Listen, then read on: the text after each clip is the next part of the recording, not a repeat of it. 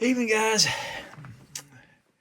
Just thought I'd pop in here and talk about one of the builds I was working on right before I addressed the injury that I had and some of the things that I did with it, some of the products that I used. You know, when I first started, the hardest thing for me was to understand where everybody got all these aftermarket parts. Now, they're a dime a dozen now, you can get them anywhere.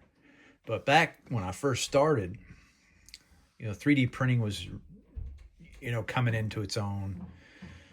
Um, and there wasn't near as many at that time. And that's only 4 years ago.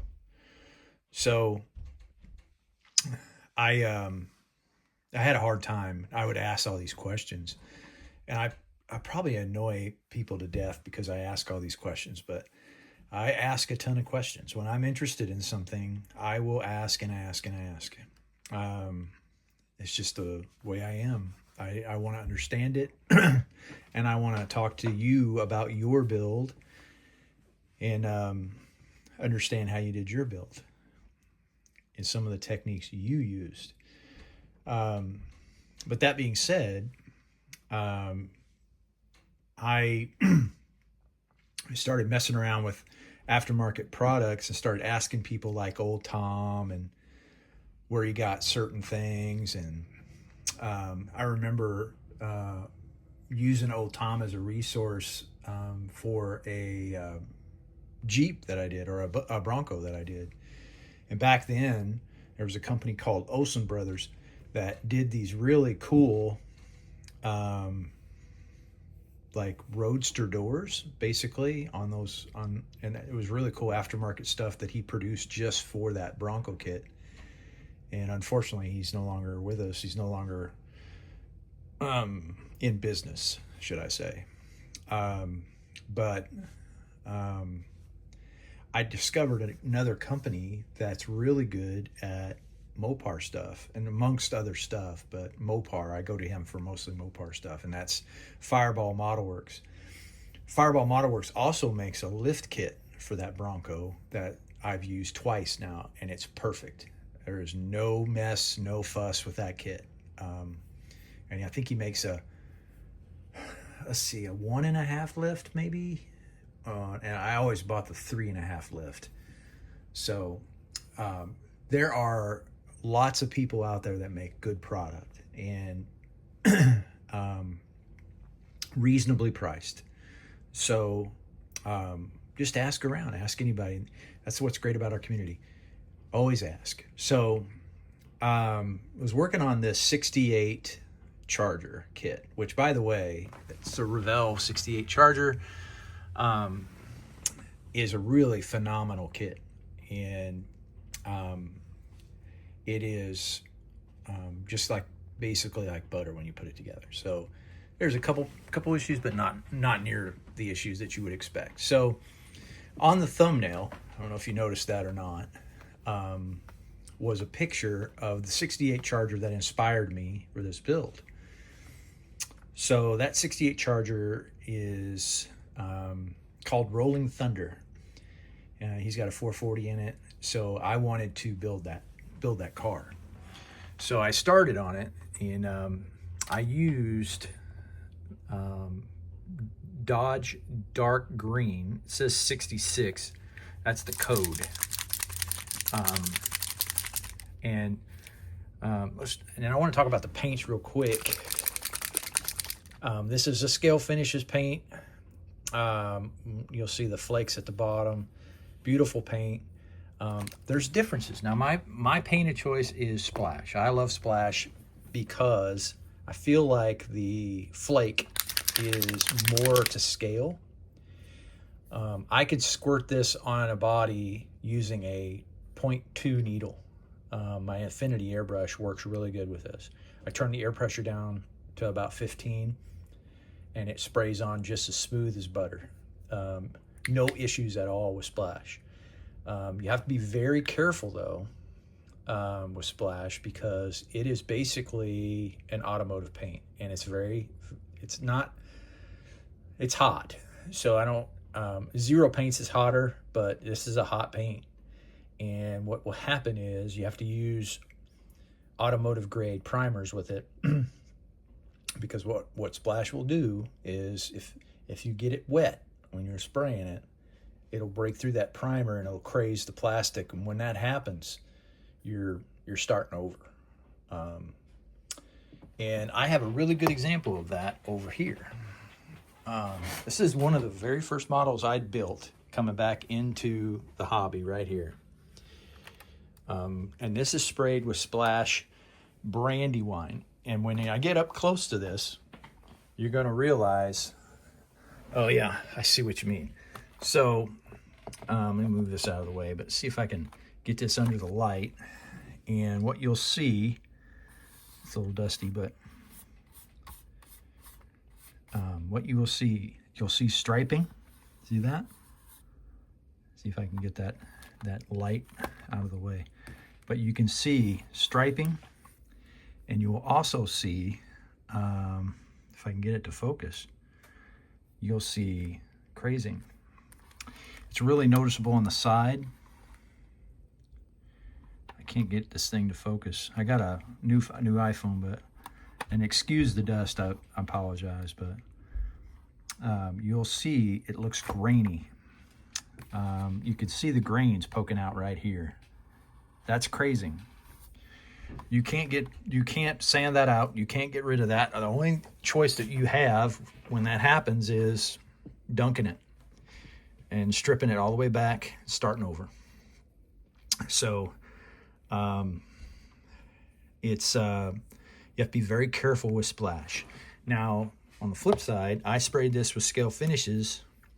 Scale Finishes, their flake is it's bigger. So what that means is I have to go to a bigger airbrush. So I like to spray this with my 0.35 needle or 0.5 to get it to spray. If you don't do that, then the flake will build up into the brush and it'll look really, really blotchy and bad.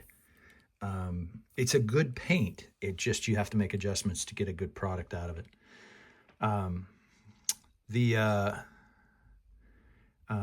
The colors, though, that he does is more on point. They're more matched. So I like their color choices. So if you want to do a reproduction of a factory color, usually Scale Finishes has got that color. Now there's plenty of guys that are online. Scale Model Outlaw, I think Scale Outlaw. He's sponsored by him and has his own code and stuff. So now what I've done with this is I put 3 coats on, and then I put a clear on, and I rub the clear back, and now I have to I'm going to put a control coat on after that. The control coat, what that does is it basically, what you do is you turn your nozzle back, you turn your air pressure back.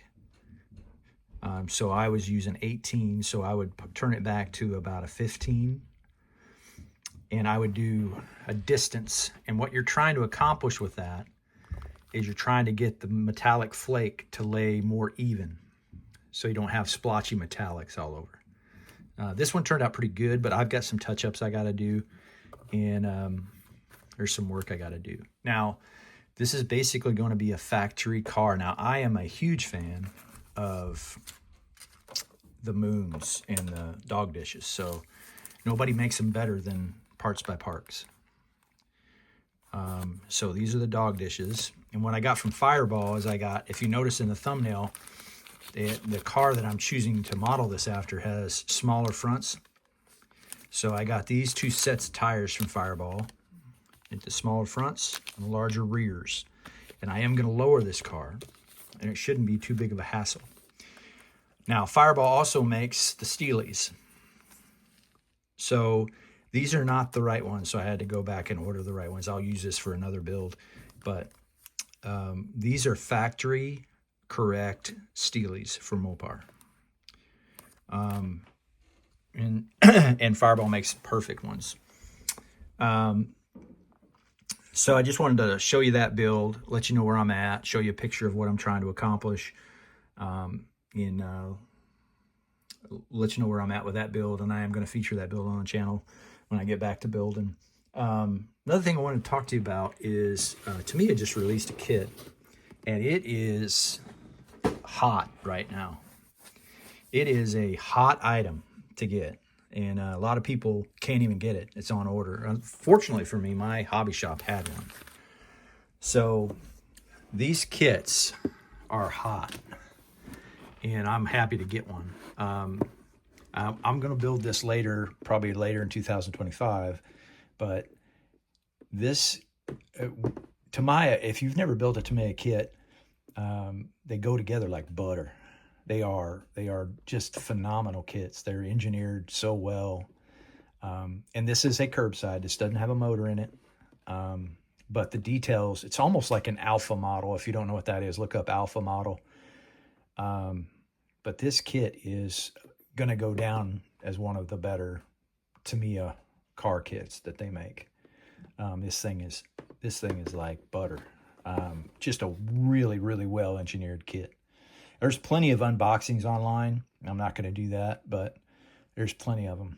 So go out and get you one of these. They're hard to get. They're actually reasonably priced for a Tamiya kit, in my opinion. I got this for 40 bucks. So, all right. The other thing I want to touch on is there was a guy on a forum that was talking about crazing, I had mentioned earlier about what Splash does, and he's using Splash, and he didn't understand what was happening. And what shocked me on this forum is how many different answers this guy got. He didn't understand what it was. He wanted to know what it was, and it just blew me away how many different answers this guy got. It was like all over the map. You need to thin it more. You're spraying it too heavy, doing this. Really what he needed to do is lower his air pressure, maybe go down in needle size and move his distance with his airbrush away just a little bit so he's spraying it on dry. That's it.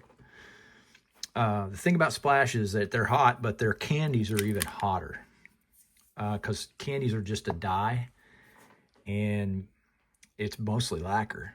That's all it is. So, but it's tinted with an ink color, from what I understand. So, it bums me out a lot of times when you go on these forums and you see these. Frank from Frank's Model Works talked about it. Gatekeepers that are basically, you can't tell them any different. You can't tell them. You just have to move on and just smile and say, "Oh yeah, you're right," and just move on. Otherwise, you're going to have World War III. But just wanted to point that out. When you go to a forum, just remember you're asking a bunch of people that might not have experience. For instance, they were saying, well, you need to thin it more. Well, this is pre-thinned. You don't thin it. You pour it straight into the brush, just like this one. You pour it straight into the brush. There's no thinning. So I'm kind of, I was just completely shocked at how many different answers this guy got. It was just crazy all over the map. All right, guys, I think that's it for tonight. It's kind of a long video for me, but I'm getting back in the swing of things. So everybody have a good night, and take care of yourself. This is Terry. I'm out.